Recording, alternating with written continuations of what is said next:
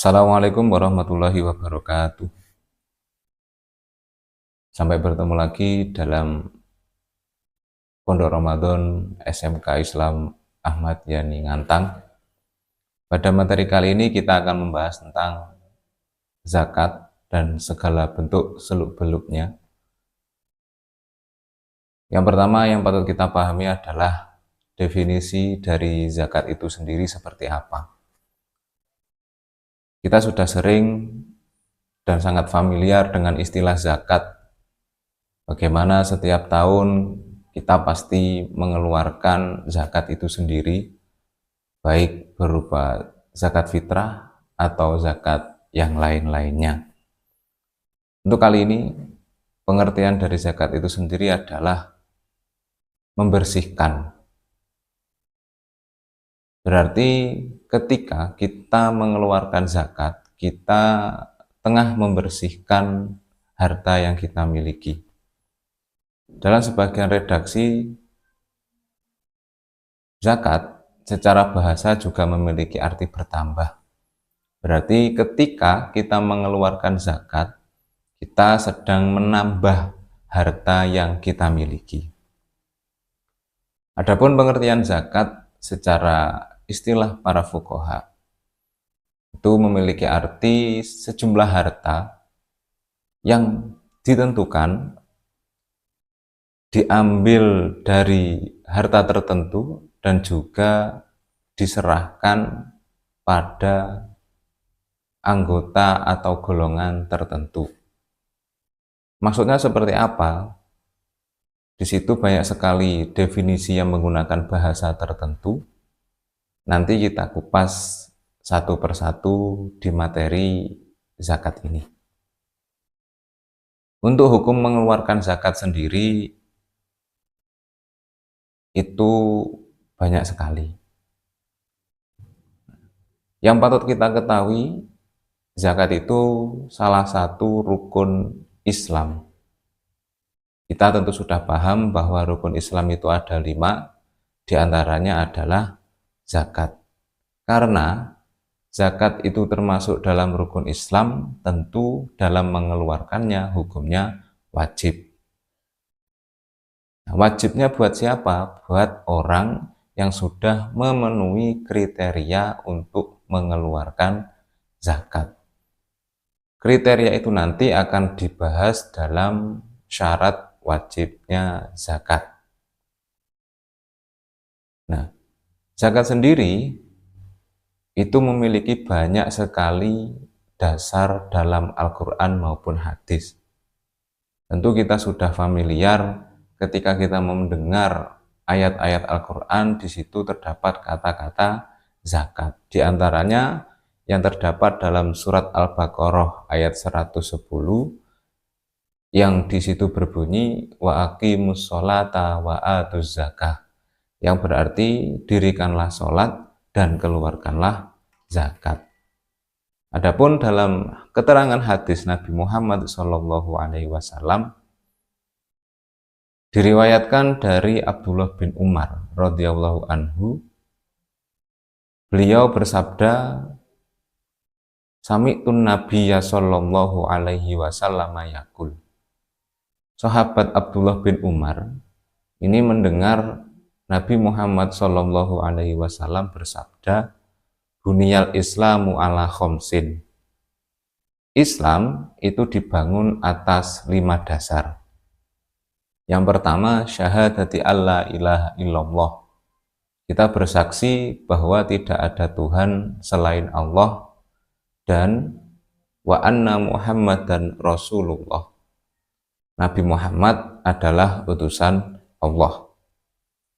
Dasar yang pertama yaitu syahadat, bersaksi bahwa tidak ada Tuhan selain Allah dan bersaksi bahwa Nabi Muhammad adalah utusan Allah. Dasar yang kedua, iqamis sholah, mendirikan sholat. Dasar yang ketiga, ita'iz zakah, memberikan dan atau mengeluarkan zakat. Dasar yang keempat, hajjil bait, berangkat haji ke tanah suci, di Makkah Mukarramah. Dan dasar yang terakhir ada shaumi Ramadan, yaitu berpuasa di waktu Ramadan. Itulah dasar hadis yang menerangkan tentang kewajiban kita umat Islam untuk membayar zakat. Anak-anak yang berbahagia, kemudian kenapa kita itu harus mengeluarkan zakat? Sebenarnya hikmah apa yang dapat kita petik ketika kita mengeluarkan zakat? Tentu banyak sekali hikmah yang dikandung di dalam syariat zakat itu sendiri. Yang paling terlihat adalah bagaimana kita juga ikut memikirkan, ikut mensejahterakan saudara-saudara kita sesama muslim yang notabene-nya berada di bawah garis kemiskinan atau ketidakmampuan. Itu yang sangat nyata kita ketahui dan dampak yang sangat kita rasakan sebagai umat Islam. Kemudian, zakat itu bermacam-macam. Banyak sekali jenis-jenis daripada zakat.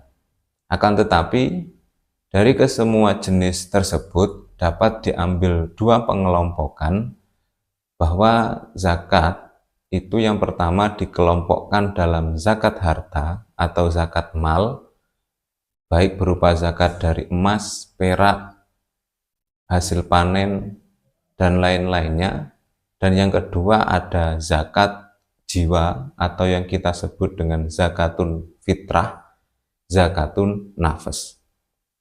Itu macam-macam dari zakat. Saya ulangi, zakat dibagi menjadi dua ketika kita kelompokkan. Yang pertama ada zakat harta atau zakat mal. Yang kedua ada zakat fitrah atau zakat jiwa atau zakatun nafas. Nah, berhubung pada bulan Ramadan kita disyariatkan atau diwajibkan untuk membayar zakat jiwa, yaitu zakat fitrah atau zakatun nafas, kita akan membahas tentang zakat fitrah itu sendiri. Baik segi syarat wajibnya, sejarahnya, dan lain-lainnya. Yang pertama, kita akan bahas tentang kewajiban zakat fitrah. Zakat fitrah itu ada sejak kapan? Ternyata, menurut sejarah, zakat fitrah itu sendiri disyariatkan pada tahun kedua Hijriyah. Kita sudah paham bahwa Hijriyah itu adalah tahun yang didasarkan pada hijrahnya Nabi Muhammad dari Mekah menuju Madinah. Sehingga ketika Nabi Muhammad hijrah ke Madinah di tahun kedua, barulah ada syariat zakat. Nah, kita tadi sudah membahas bahwa salah satu pengertian secara bahasa dari zakat itu adalah membersihkan dan juga ada menambah. Di sini Imam Al-Waqi' memberikan suatu penjelasan bahwa fungsi atau keberadaan dari zakat itu hampir sama dengan sujud sahwi. Yang mana kita tahu sujud sahwi itu sebagai pengganti kekurangan yang terjadi dalam sholat. Entah kita lupa tidak mengerjakan sunnah-sunnahnya atau yang lain.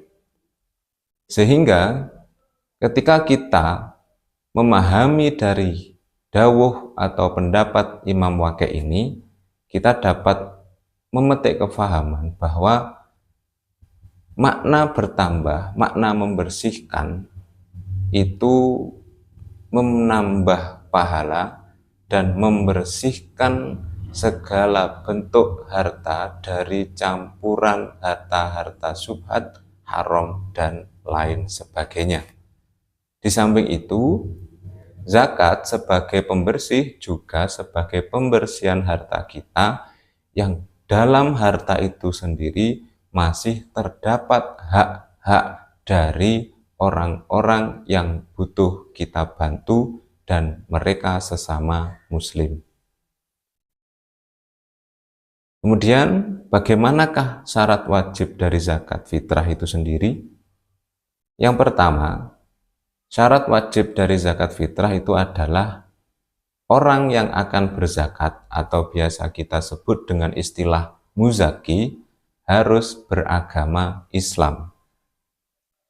Lantas kemudian bagaimana orang-orang yang sudah memenuhi kriteria tapi tidak beragama Islam?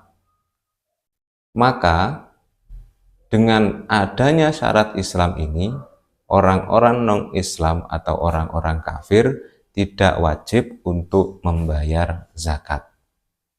Yang kedua, syarat wajib zakat adalah dia tidak dalam perbudakan atau merdeka.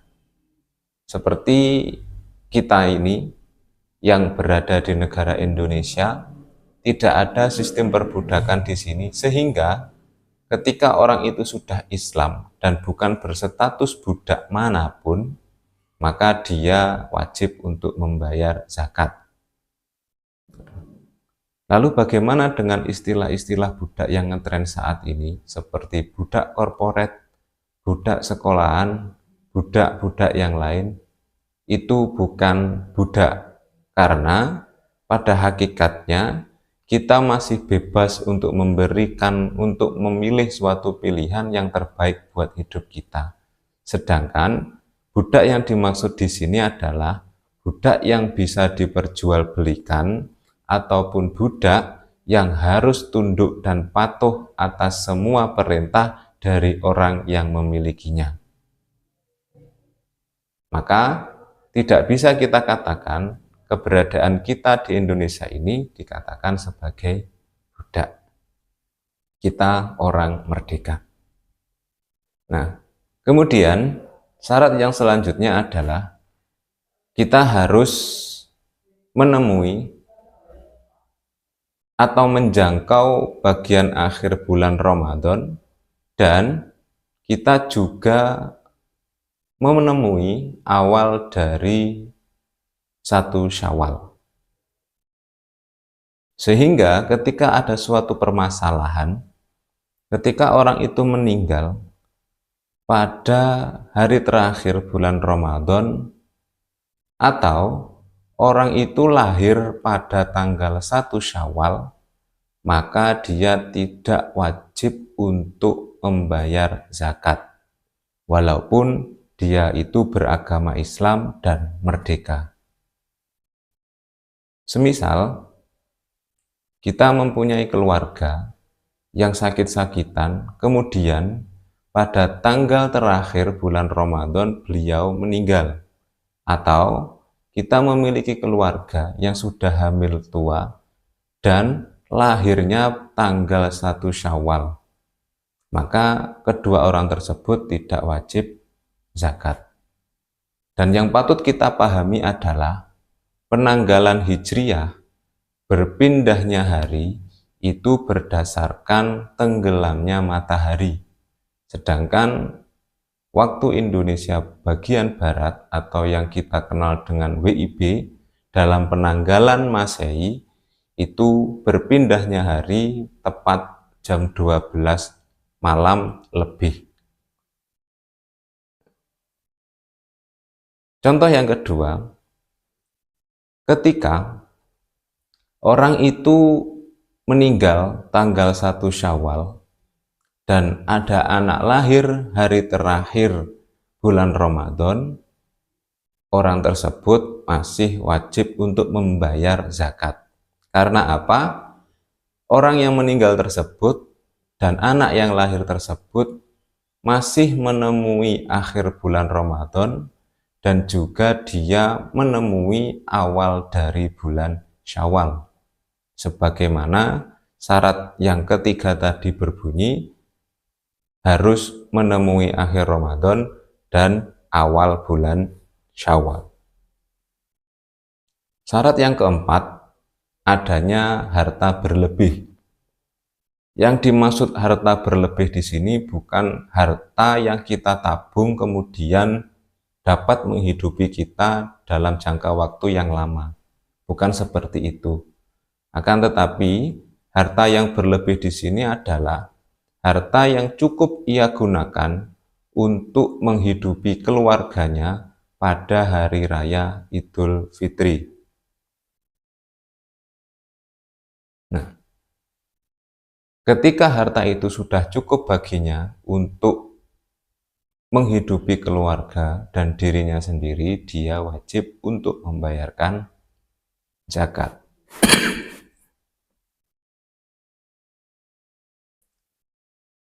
Kemudian, setelah kita membahas tentang syarat wajib zakat, kita bahas tentang kapan kita harus mengeluarkan zakat. Dalam pembayaran zakat fitrah, itu terdapat 5 waktu, yang mana dari kelima tersebut tidak semuanya baik kita gunakan. Yang pertama, dalam pembayaran, itu ada waktu jawaz, atau kita boleh membayarkan pada waktu tersebut. Kapan waktu itu? Waktu jawaz dimulai ketika awal Ramadan sampai akhir Ramadan. Semisal kita sudah yakin bahwa harta kita dapat memenuhi kebutuhan keluarga yang wajib kita nafkahi di akhir Ramadan dan bulan Syawal nanti, kita membayar zakat mulai tanggal 1 Ramadan itu sudah boleh. Yang kedua ada waktu wajib. Kapan waktu wajib itu? Waktu wajib itu dimulai ketika matahari terbenam di akhir Ramadan.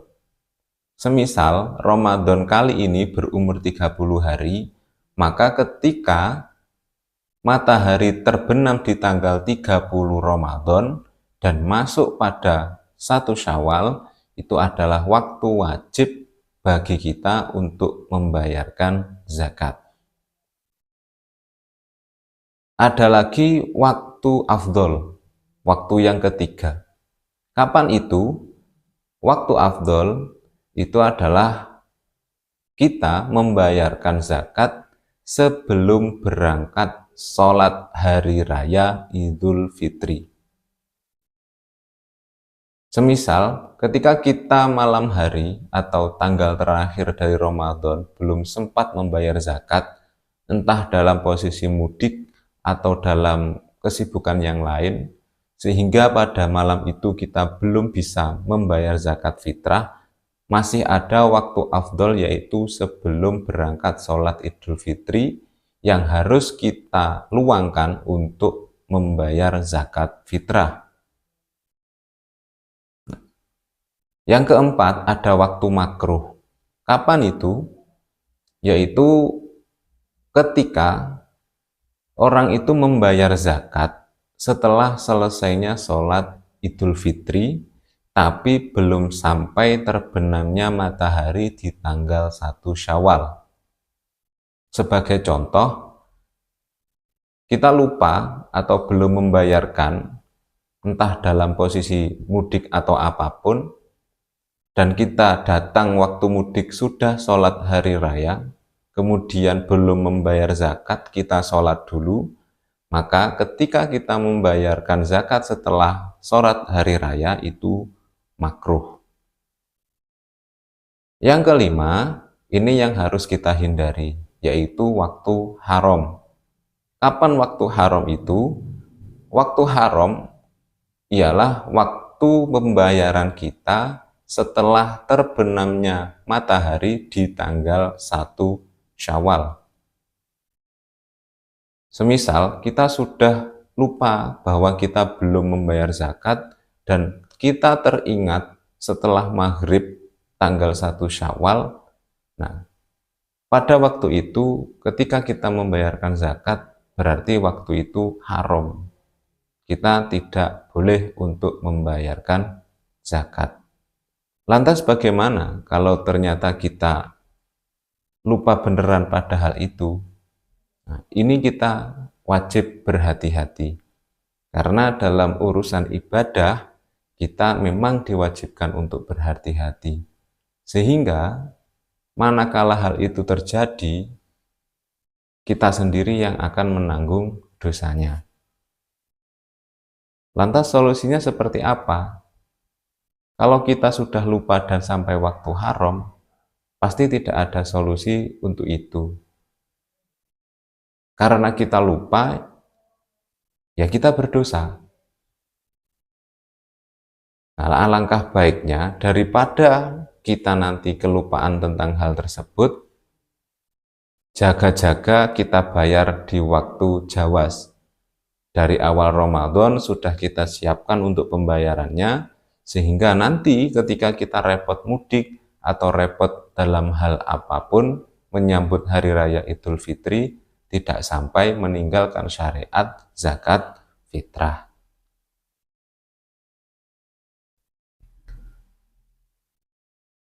Anak-anak, kemudian seberapa sih harta yang harus kita keluarkan? Atau ukurannya seberapa sebenarnya zakat fitrah itu? Dalam perspektif hukum Islam atau dalam kitab kuning, ukuran yang dipakai bukan ukuran yang ada saat ini, seperti kilogram, kemudian ons, dan lain sebagainya, bukan. Akan tetapi, dalam literatur lama atau klasik, dalam ini kitab kuning, menggunakan ukuran sok.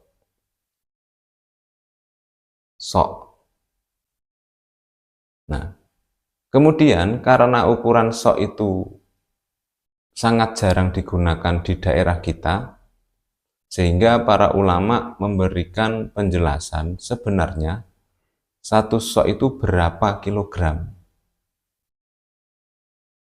Nah, karena sok itu berupa takaran, sehingga sok yang digunakan itu tergantung jenis, volume, dan ukurannya. Namun, mayoritas ulama berpendapat sok itu lebih dari 2 kilo. Di sini ada 3 pendapat tentang ukuran sok tersebut. Yang pertama, dari Dr. Wahbah Zuhaili, satu sok itu sama dengan 2,751 kg. Menurut Kiai Haji Maksum bin Ali, satu sok itu sama dengan 2,720 kg. Sebagian ulama yang lain berpendapat bahwa satu sok itu 2,5 kg. Nah, dari kesemua pendapat itu, pada akhirnya pembahasan tentang satu sok diberi putusan akhir dengan alasan kita harus berhati-hati dan menjaga supaya tidak terjadi kekurangan. Dalam Bahsul Masail PWNU Jawa Timur, satu sok diputuskan seberat 2,75 kg. Maka bagi kita wajib untuk mengeluarkan zakat 2,75 kg. Nah, kemudian 2,75 kg itu apakah boleh kita lebih? Tentu boleh. Lebih baik, kurang jangan.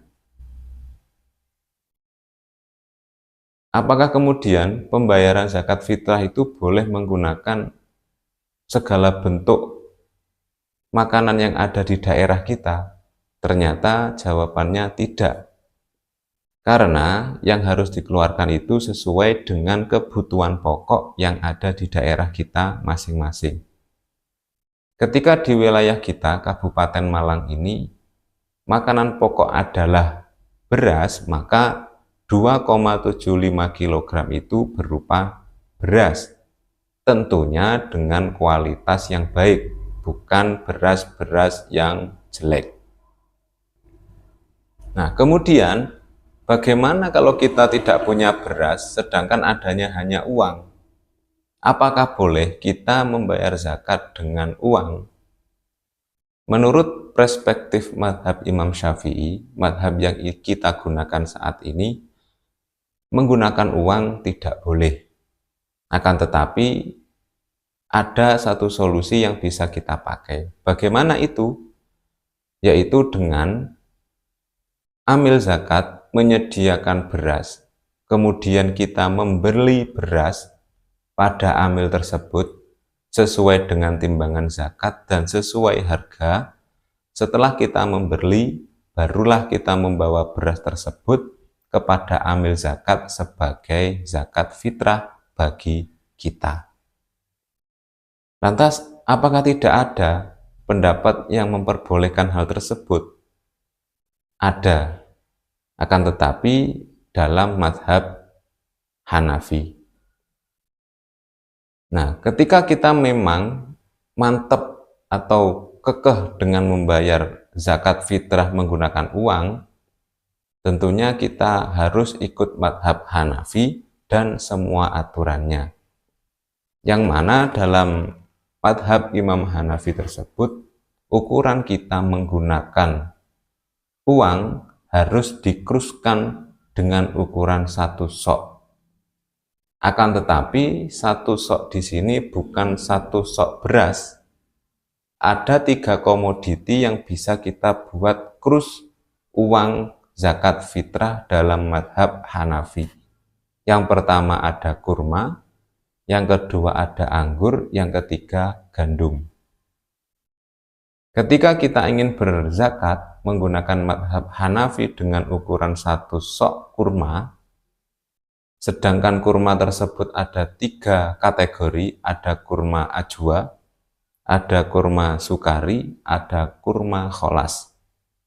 Yang mana 1 sok kurma itu berbobot 3,8 kg.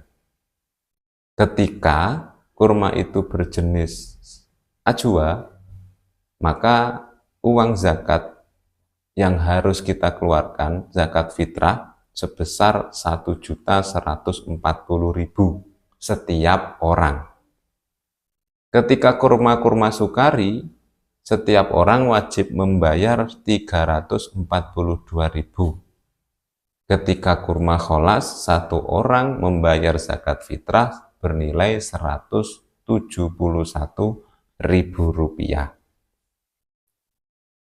Ketika kita menggunakan ukuran sok dalam mazhab Hanafi menggunakan anggur, anggur juga dibagi 2, ada kalanya anggur jumbo dan anggur kecil. Ketika kita kruskan, 1 sok anggur itu bernilai 570.000 rupiah. Itu untuk ukuran jumbo, untuk ukuran kecil senilai 380.000 rupiah. Nah, catatan yang dimaksud anggur di sini bukan anggur segar, akan tetapi anggur yang sudah dikeringkan atau biasa kita kenal dengan kismis. Yang terakhir ada gandum. Untuk gandum, 1 sok itu bernilai 3,8. Akan tetapi yang dipakai dalam mazhab Hanafi itu hanya setengah sok untuk gandum. Maka setengah sok gandum itu beratnya 1,9 kg yang ketika diuangkan 63.000 rupiah. Dan itu semua adalah kadar zakat uang yang kita keluarkan ketika mengikuti mazhab Hanafi. Boleh kita memilih menggunakan kurma, boleh anggur, boleh gandum. Ketika memang kita tidak ada makanan pokok yang kita miliki. Kalau semisal amil zakat masih menyediakan, maka alangkah baik kita membeli pada amil tersebut, kemudian membayar zakat dengan beras. Anak-anak, kemudian kepada siapa zakat itu diperuntukkan? Ada 8 golongan yang berhak menerima zakat.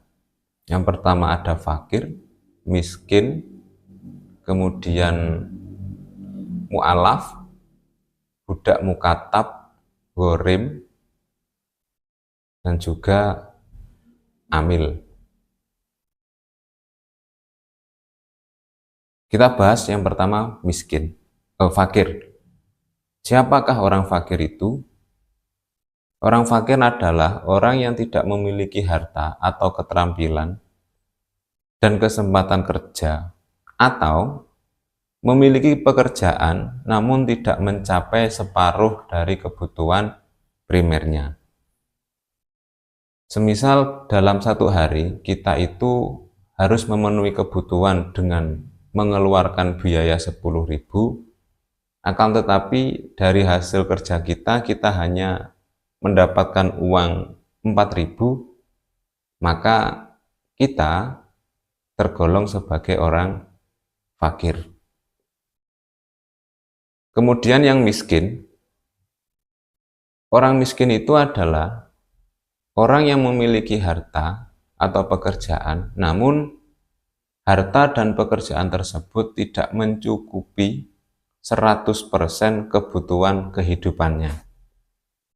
Katakanlah seseorang bekerja dengan penghasilan 8.000 atau 7.000 setiap hari, sedangkan kebutuhan yang harus dia keluarkan adalah 10.000, maka dia tidak mencukupi 100% dari kebutuhannya, karena masih ada kurang 2.000. Nah, orang yang demikian itu tergolong dalam orang miskin. Kemudian yang ketiga, amil. Siapakah amil itu? Amil adalah orang yang berhak menerima dan menyalurkan zakat fitrah dari orang yang memberikan zakat. Amil sendiri dalam penstatusannya harus ada kriteria yang dipenuhi. Amil tidak sembarangan orang yang dipilih. Harus ada surat pengangkatan dari presiden atau lembaga yang mewakilinya. Dalam hari ini, lembaga yang mewakili presiden ada Kementerian Agama. Sehingga yang berhak mengangkat amil itu hanya presiden dan Kementerian Agama. Lantas bagaimana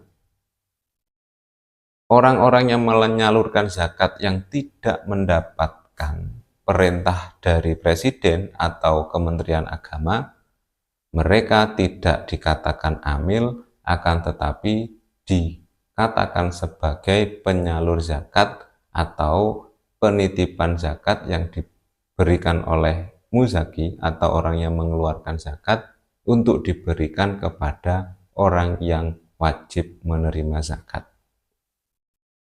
Nah, karena amil di sini juga berhak menerima zakat, akan tetapi perlu ada SK atau perintah dari presiden dan atau lembaga Kementerian Agama.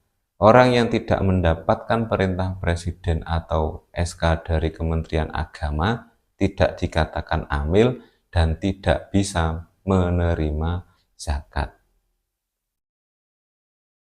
Lantas bagaimana ketika kita ingin menjadi amil?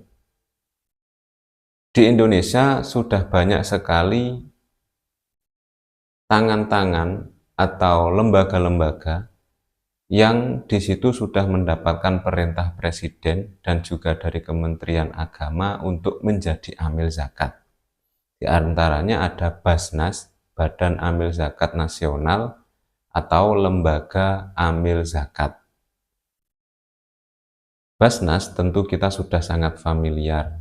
Lembaga amil zakat juga sudah banyak sekali berseliweran di antara kita, di sekitar kita. Di antaranya ada lembaga amil zakat Nahdlatul Ulama yang biasa kita kenal dengan Lazisnu. Ada juga lembaga amil zakat dari Muhammadiyah atau Lazismu, dan juga lembaga-lembaga zakat yang lain.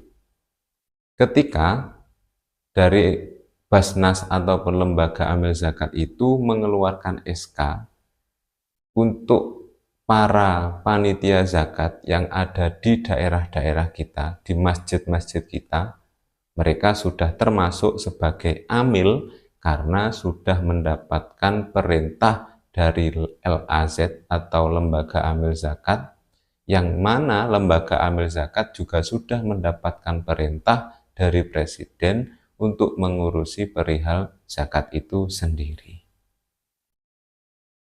Yang selanjutnya adalah al-mu'allafatu qulubuhum atau mu'allaf yang biasa kita kenal sebagai orang yang baru masuk dalam agama Islam. Mu'allaf itu juga banyak sekali pengelompokannya. Tidak semuanya menerima zakat, akan tetapi kebanyakan orang yang baru memeluk agama Islam itu pasti akan mendapatkan zakat. Nah, dalam keterangan ini ada 4 orang yang mu'alaf dan berhak menerima zakat. Terkadang kita sangat tahu bahwa orang mu'alaf itu berkecukupan, hartanya lebih, dan tidak termasuk orang miskin atau fakir, tapi mengapa kok dia masih mendapatkan zakat fitrah? Di sini ada penjelasannya. Yang pertama, ketika orang itu baru memeluk Islam dan imannya masih lemah. Yang kedua, orang itu memeluk agama Islam, imannya sudah sangat kuat, akan tetapi orang tersebut termasuk tokoh kunci dalam kelompoknya. Semisal ada seseorang yang memiliki perkumpulan non-Islam, kemudian dia mendapatkan hidayah memeluk agama Islam karena dia termasuk tokoh kunci dalam perkumpulan tersebut, dan dalam kehadirannya orang yang ada di bawahnya dapat juga memeluk agama Islam. Orang yang mu'alaf sebagai tokoh kunci tersebut juga tetap mendapatkan zakat fitrah walaupun toh dia termasuk kaya. Yang ketiga, ada orang yang baru memeluk agama Islam, akan tetapi keberadaan orang tersebut dapat meredam keberadaan orang kafir di sekitarnya. Sebagai contoh, ada sebuah orang di suatu daerah yang sangat terkenal dengan kekerasannya dan lingkungannya orang-orang kafir yang suka mengganggu keberadaan orang Islam. Ketika orang itu masuk agama Islam, dan dengan adanya dia masuk Islam dapat meredam tindakan anarkis orang di daerahnya terhadap orang Islam, walaupun toh dia kaya tetap mendapatkan zakat fitrah. Yang keempat, ada orang yang baru memeluk Islam dan keberadaannya dapat meminimalisir terjadinya tindakan anarkis orang-orang yang enggan membayar zakat. Sebagai contoh, ada seorang preman yang dia non-Islam kemudian mendapatkan hidayah memeluk Islam. Nah, dengan kehadiran orang tersebut, orang-orang yang wajib zakat segan dan dia mau membayar zakat, orang-orang kaya tersebut mau membayar zakat, maka keberadaan preman yang baru memeluk agama Islam dapat menerima zakat fitrah. Kemudian ada budak mukatab. Budak mukatab adalah seorang budak yang memiliki perjanjian dengan pemiliknya atau hambanya atau tuannya, yang mana isi perjanjian tersebut adalah ketika budak itu mampu menebus harga dari dirinya, dia akan menjadi merdeka. Budak mukatab wajib atau dapat menerima zakat fitrah. Kemudian yang keenam ada gharim atau orang yang memiliki hutang. Orang yang memiliki hutang itu dapat menerima zakat dengan ketentuan-ketentuan sebagai berikut. Gharim itu ada 3. Yang pertama, orang yang berhutang untuk mendamaikan 2 kubu yang bertikai. Semisal, karena ada suatu kasus pembunuhan yang tidak diketahui siapa pembunuhnya. Ada 2 kubu yang saling menuduh, saling bertikai, sehingga tidak ada jalan keluar. Kemudian ada penengah yang rela berhutang demi mendamaikan terjadinya persoalan tersebut. Orang yang berhutang dapat menerima zakat fitrah. Kemudian yang kedua, orang yang berhutang untuk memenuhi kebutuhan dirinya dan juga keluarganya. Yang dimaksud di sini kebutuhan yang cocok atau sesuai dengan syariat, bukan kebutuhan di luar tersebut. Contoh untuk berhura-hura, untuk urunan yang tidak benar, itu tidak termasuk dalam kebutuhan syariat, sehingga orang tersebut boleh menerima zakat fitrah. Terus yang ketiga, orang tersebut menanggung hutang orang lain. Menanggung hutang orang lain itu ada 4. Yang pertama, ketika orang tersebut menanggung hutang sesama orang miskin, maka orang yang mendapatkan zakat fitrah adalah orang yang menanggung hutang. Kemudian, ada orang yang menanggung dan yang ditanggung sama-sama kaya. Nah, ketika keduanya sama-sama kaya, berarti tidak mendapatkan zakat. Yang ketiga, orang yang menanggung miskin, sedangkan yang ditanggung itu kaya. Apakah ada? Terkadang juga ada. Mungkin karena tidak mau terbelit-belit atau masih dalam sanak famili, sehingga dia rela untuk menanggung hutang dari si kaya tersebut. Maka yang mendapatkan zakat adalah orang yang menanggung, dalam artian orang miskin yang menanggung. Tapi dengan satu catatan, dalam menanggung hutang si kaya tidak ada akadnya. Terjadi ketika si miskin menanggung hutang si kaya ini dengan keadaan sukarela atau tanpa sepengetahuan dari si kaya. Kemudian orang yang menanggung itu kaya, sedangkan yang ditanggung miskin, maka untuk yang menerima zakat tetap yang miskin. Saya ulangi, gharim terbagi menjadi 4, ada kalanya miskin menanggung miskin, maka yang mendapatkan adalah yang menanggung. Kemudian orang yang menanggung dan yang ditanggung sama-sama kaya tidak mendapatkan semuanya. Yang ketiga, ada orang miskin menanggung hutang orang kaya, yang mendapatkan adalah orang yang menanggung miskin, dengan catatan tidak ada paksaan dalam artian sukarela. Dan yang terakhir, orang yang menanggung kaya dan yang ditanggung miskin, yang mendapatkan zakat orang yang ditanggung, yaitu orang miskin. Nah, yang dimaksud gharim di sini yang perlu kita garis bawahi adalah orang yang berhutang, akan tetapi ketika semua harta bendanya itu diuangkan, uang dari harta bendanya tidak dapat melunasi hutang orang tersebut. Itu yang dinamakan gharim. Terus kemudian Ketika ada orang yang berhak menerima zakat, pasti ada orang yang tidak berhak menerima zakat. Siapa mereka? Yang pertama tentu orang kaya. Yang kedua, hamba sahaya, seorang budak yang tidak ada perjanjian dengan pemiliknya untuk merdeka. Yang ketiga ada Bani Hashim. Yang ketiga ada Bani Muthalib, karena mereka itu orang-orang mulia, tidak boleh menerima zakat, hanya boleh menerima hadiah. Dan yang terakhir tentu orang kafir atau orang yang tidak beragama Islam. Dalam penyalurannya, zakat itu ada dua versi.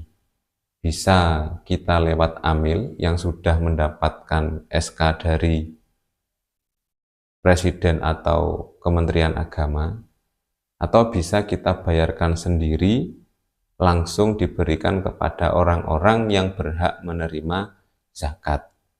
Itu ada dua cara. Kalaupun kita tidak bisa memberikan sendiri, kita boleh untuk meminta tolong orang lain memberikan zakat tersebut. Berarti bukan lewat amil. Untuk macam-macam dari amil sendiri itu banyak. Ada 11 dari sa'i, hasir, katib, dan lain sebagainya. Siapa sa'i itu? Sa'i itu adalah amil zakat yang bertugas memungut zakat dan penentu kebijakan, atau biasa kita sebut ketua. Hasir, orang itu bertugas untuk mendata orang-orang yang wajib membayar zakat. Katib, orang yang bertugas mencatat zakat yang masuk dan yang didistribusikan.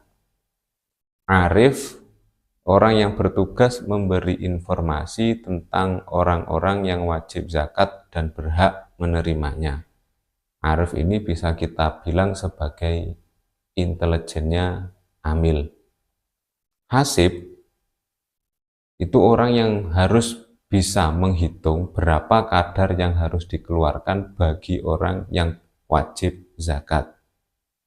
Yang keenam ada khoyal. Khoyal ini tukang menakar zakat. Setelah dihitung oleh hasib, kemudian ditakar oleh khoyal. Yang ketujuh ada wazan. Setelah ditakar oleh khoyal, maka tugas dari wazan adalah untuk menimbang berapa berat harta itu. Adat, orang yang bertugas untuk menghitung. Hafid, orang yang bagian menjaga zakat. Ada jundi sebagai pengawal dari sa'i atau ketua. Dan yang terakhir ada qasim yang bertugas untuk mendistribusikan zakat kepada orang-orang yang berhak menerima zakat. Anak-anak, itulah tadi pembahasan dari zakat fitrah, terkhusus atau umum kita bahas zakat. Sebelum materi kita tutup, ada tambahan sedikit bagaimana niat dari zakat dan bagaimana doa ketika menerima zakat.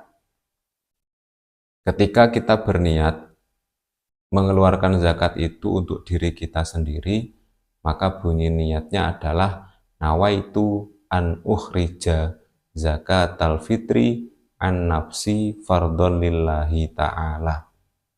Yang artinya, aku berniat mengeluarkan zakat atas diriku sendiri atau untuk diriku sendiri, fardu karena Allah Ta'ala. Semisal kita memiliki keluarga yang keluarga itu sudah tidak bisa berniat sendiri atau mungkin masih kecil dan belum bisa berniat, maka kita boleh untuk berniat mengeluarkan zakat atas diri kita dan juga orang-orang yang wajib kita keluarkan zakat. Bagaimanakah niatnya? Di situ nawaitu an ukhrija zakatal fitri anni wa an jami'i ma yalzamuni nafaqatuhum syar'an fardhon lillahi ta'ala.